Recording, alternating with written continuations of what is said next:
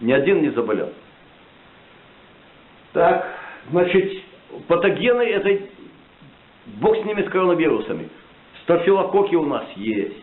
Есть люди больные, у которых хронические ОРВИ.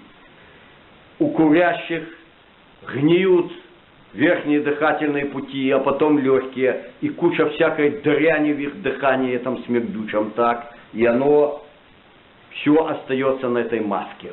Маска на что? Маска подогревается великолепно. И ее температура, коря температуры тела, к которому прилегает. Там поддерживается, как мы уже знаем, влажненький такой режим, напоминающий тело. Там создается реальный генератор заразы для окружающих. Генератор заразы. А вы еще не упомянули конъюнктивит, потому что все это связано, еще это все идет, вот, и конъюнктивит тоже возникает. Великолепно. Ну, про это все мы говорить не будем. На самом деле, все, что происходит с какой-то важной системой в организме, всячески отражается на всех остальных. Безусловно, психотические реакции. В странах, победивших демократии, фактически для ребенка месяц это как за год или в зависимости от возраста ребенка 5 лет жизни у взрослого. Да? И целые, значит, популяции детей, они, собственно, были в этом страшном мире, в намордованном мире, где взрослые дети намордованные. Это страшные психотические реакции. Естественно, воспаление глаза, когда рядом с ним создается источник инфекции, заразы такой, это тоже.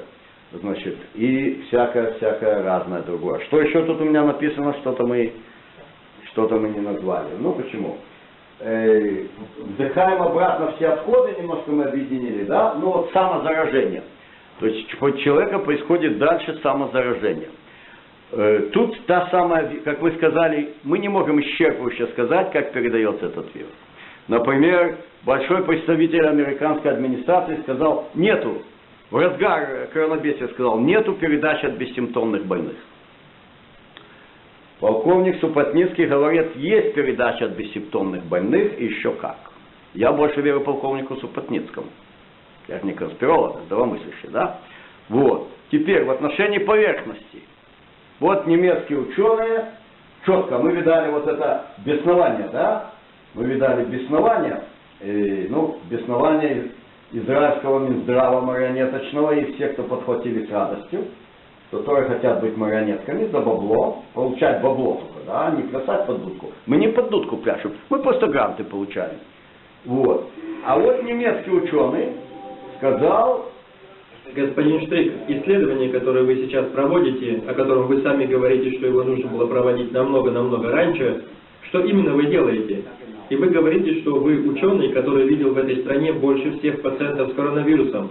Что вы видели? Какие были симптомы болезни? Насколько серьезно нужно к этой болезни относиться? И насколько спокойно нам когда-нибудь придется научить этой стране больше всех пациентов с коронавирусом?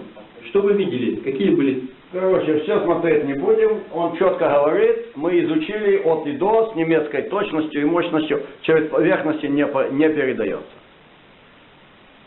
Что я могу тут сказать? Ну, понятно, конспирологи возликуют. Я это включил в свой большой ролик «Парадом Победы» по инфодемии, посвященный Параду Победы 9 мая, но этот ролик, к сожалению, нигде не существует. Он был большой, я его монтировал в студии, у себя в ресурсах не нашел, а YouTube его вымел и все. Не передается через поверхности. А что мы скажем? Мы скажем... Не знаем. Может быть и передается через поверхность. Вопрос передается что? Если речь идет о заразе, от которой мрут, как от сарса, четверть инфицированных, или та же самая лихорадка Эбола, да? Ну хотя там дело было немножко посложнее. Это в африканских странах, где людей постоянно нехватка чистой воды питьевой, так ни один европеец не умер от лихорадки Эбола. Но смертность была страшная среди зараженных африканцев. Так? Значит, если это страшная смертность, так мы будем поверхности дезинфицировать, а вдруг передается. Но если речь идет о фуфлодемии, и конкретно ученый говорит, что не передается через поверхности, тогда мы точно скажем, что пляска с поверхностями это полная блажь. На то мы и здравомыслящие. Обе части этого слова, они очень важны. И здраво, то есть непредвзято, и мыслящие. Надо мыслить, ворочать головой. Так. Вот. По всяким медицинским вопросам, когда у Любавического рэба спрашивали те или иные моменты, значит, ну, во-первых, он всегда освещал к тем или иным вопросам медицины мнение галахи, оно не может быть, как бы там, в некоторых вопросах, там, ну, что касается операций, там, простаты, кастрации, там, оно не может быть это. А что касается мнений медиков, ответ рэба всегда был такой: спросите еще мнение. Спросите врачей с другим мнением и примите решение. Только вы принимаете решение. Это ваша жизнь, это ваше здоровье. Послушайте врача с другим мнением. С другим мнением. Это значит, по определению, надо спрашивать того, кто может иметь другое мнение. Да? Я всегда на это привожу такой пример. Что если командир дает приказ, и рота солдат гаркает 100 глоток: так точно, товарищ командир. Это не значит, что мы выслушали 100 мнений. Это значит, один командует, и все ему подчиняются.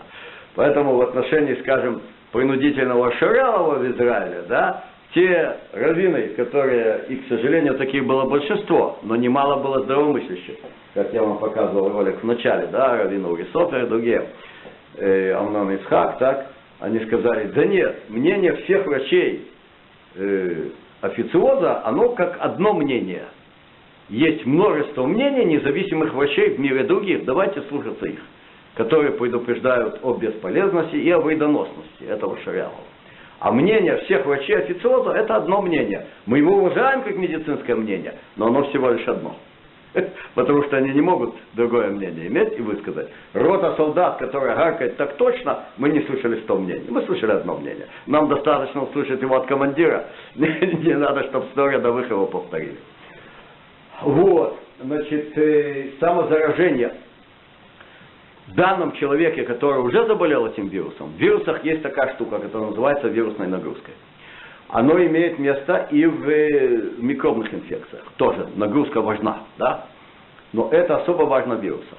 А какая будет нагрузка, зависит в каждом организме индивидуально. Индивидуально.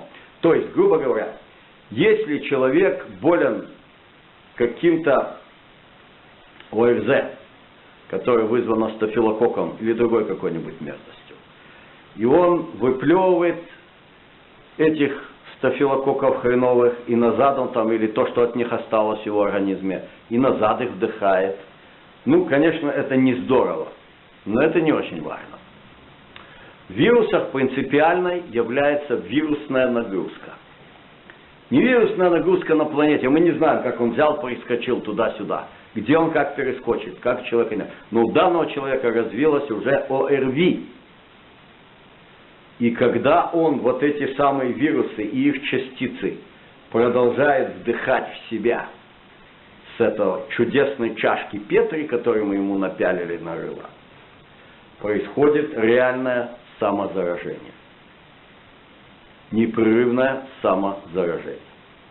То есть он все время поддерживает большую вирусную нагрузку, поддерживает ее сам себе. Вот. Это маски. Это все понимают люди здравомыслящие.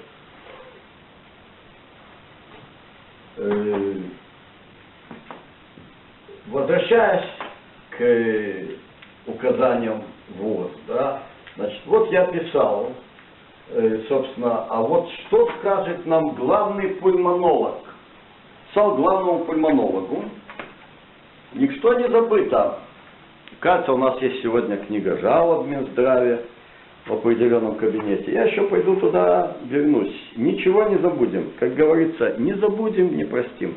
У меня есть подписанное уведомление о вручении уполномоченному лицу. Я послал письмо на главного пульмонолога. А отвечает мне Елена Богдан.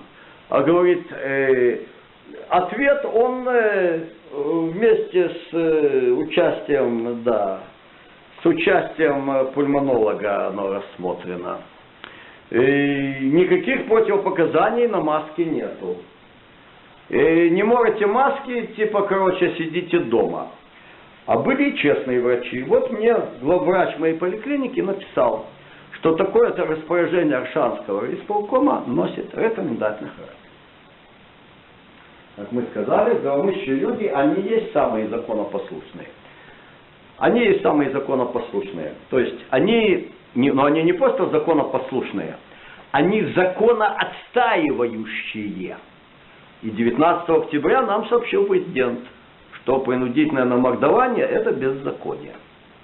И вот есть главврач, который не побоялся дать такое заключение, а другие побоялись. Более того, скажу вам, что даже у нас были местные советы, которые свое распоряжение о масконошении тут же добавили, что это только рекомендация, и не обязательно, не побоялись.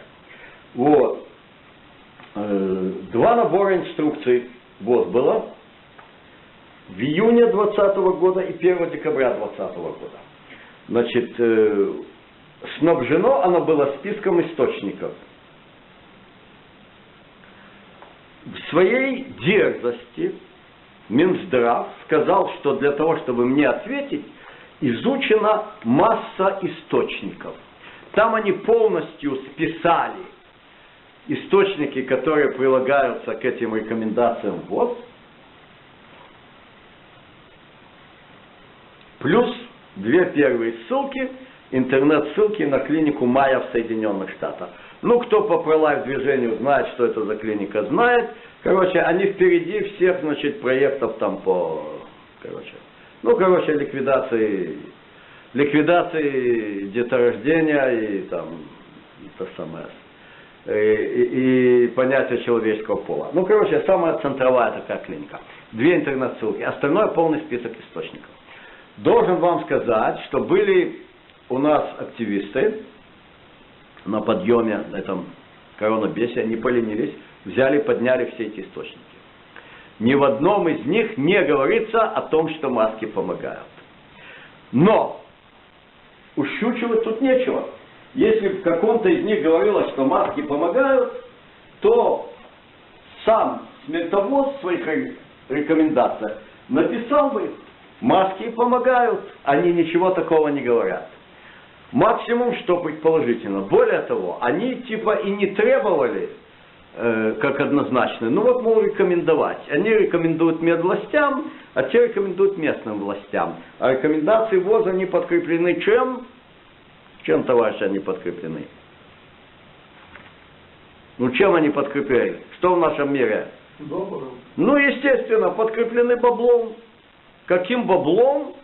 Законами прозрачным, гарантами на те или иные проекты Минздрава. И все. И все. Вот.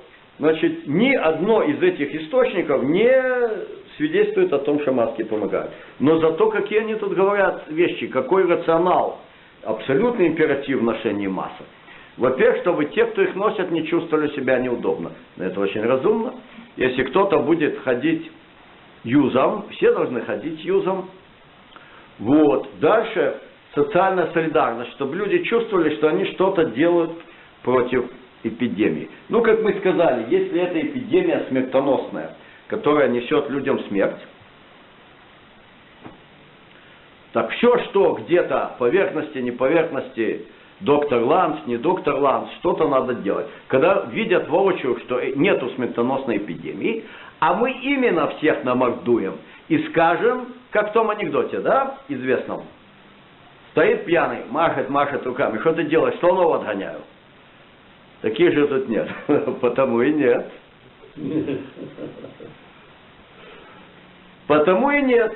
Вот. Более того, сокращаются источники заработка у людей ввиду психодемии, да, вот этой, ну, сокращение ресурсов, как мы сказали, реальный подрыв. А вот люди могут начать производить масочки, и это им даст источники заработка, и более того могут творческую инициативу проявлять. Как все вот эти мантры либерасти, и они слились чудесно вот в этих рекомендациях. Так, а Елена Богдан говорит, что изучены источники. Как же они изучены, товарищ Елена Богдан? Если бы ты их изучила, то ты бы узнала, что ни один этот источник не говорит, что есть какая-то польза предотвращения дорожения. Вот. Это наши активисты провели такое исследование. Где-то оно у меня, наверное, есть в электронном виде или нет. Но что у меня есть, то, что было в интернете, реально сборник исследований про маски. Конкретных исследований об их бесполезности. Да? Не те, что там вот нам, а вот просто бесполезности. Бесполезности. Так. Вот. Маски мрак, да? Пожалуйста. Все кругом исследования. Вот оно само в Word и остальное все к нему вот эти картинки. Так. То есть, что они вызывают. Даже по названиям вот этих заголовков мы видим. Ну, то есть, просто разобрано все. То, что я вам вкратце изложил, разобрано по косточкам. Полный мрак. Ничего не дают. Бесполезны в плане предотвращения заражения и вредоносны. И вредоносны. Так. Вот. Это у нас коворкинг. Елена Леонидовна уже в союзном государстве. Зачем мне эти бумажки зачем? Нет, ну, как бы ее нейтрализовали.